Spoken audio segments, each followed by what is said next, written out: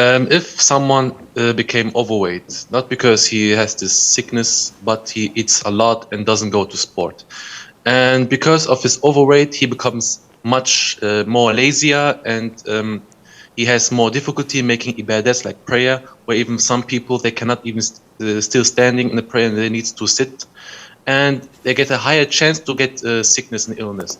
So because of such reason, does it become for such people mandatory to go to diet and make sports so they get more fit and get more healthier and get less lazier?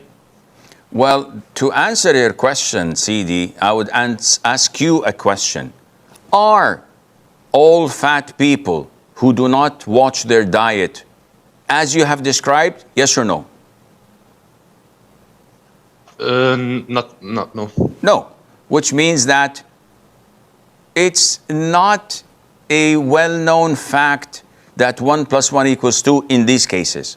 I could be overeating, I could be lazy, I could be not working out, and I enjoy eating junk food, but I'm as fit and strong as a bull.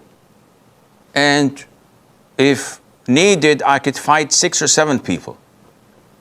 While other skinny people who watch their diets and do the whole 9 yards simply can't do these things. And when they pray Taraweeh, they feel pain and weakness in their knees and in the back, and they have to sit. And so this is not a fixed case. There were many companions who were overweight, or at least a bit chubby, and having a big belly. This did not deter them from fighting in the cause of Allah at wars and be gallant and brave and strong. So I cannot, or no one can say, oh, you're sinful for being overweight. You're sinful for not hitting the gym. You're sinful for not watching your diet. No. Would it be a recommended thing to do? Of course. Everyone is instructed and advised to take care of his health. Where did you get this from, Sheikh? From the hadith of Ibn Umar. May Allah be pleased with him and with his father. اغتنم خمسا قبل خمس. Take advantage of 5 before 5. Your health before your illness.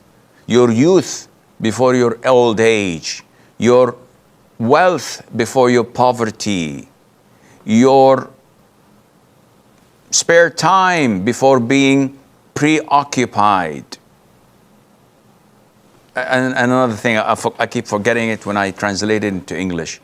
So there are things that you should make the best of. Your health before your illness, your youth before your old age.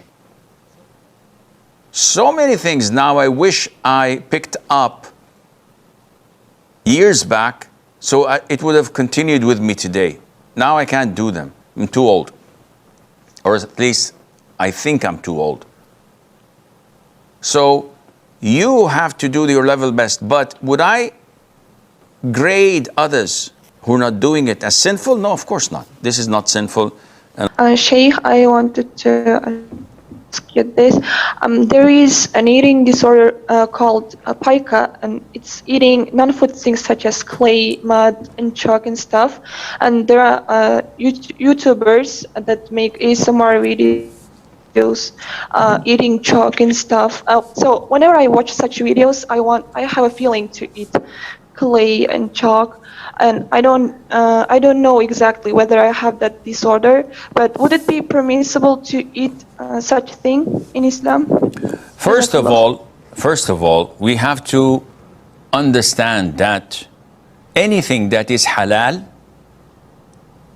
and that is not harmful is beneficial and is permissible for us to eat. So if someone eats seeds, flower seeds, this has no value, most likely, but it spends time and it tastes good. There's no problem in eating it. But if you eat mud, or if you eat chalk, or if you, and I've known relatives of mine who used to dip chalk sticks into ink, and then they chew it and eat it with all their teeth in blue. And it was so funny, it was hilarious. I don't know whether this is dangerous medically or not. Most likely it is. It would harm your kidneys. It would have negative effect, among other things. But I'm not a doctor. You have to go to doctors. If the doctors say, no, this is not good, definitely, then it's totally prohibited. If they say it's safe, then it is permissible. Not logical, a bit weird, but as long as it is safe, there's no problem in it. What's more important is for you, Aisha, to realize the impact, which is very negative, upon these YouTubers, of these YouTubers and influencers on you. Now, who in his right mind would spend few minutes, let alone hours, watching such irresponsible people and picking up their bad habits? And you never know, tomorrow you may wear a cross, because lots of them wear crosses, or maybe have a crush on having a tattoo on your arm.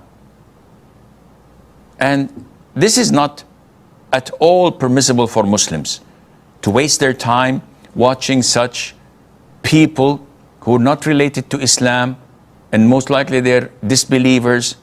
And if they're Muslims, they are worthless. They have no value to Islam or to the Muslims. We have to value our life, our time, much more than what we're doing at the moment, and Allah knows best.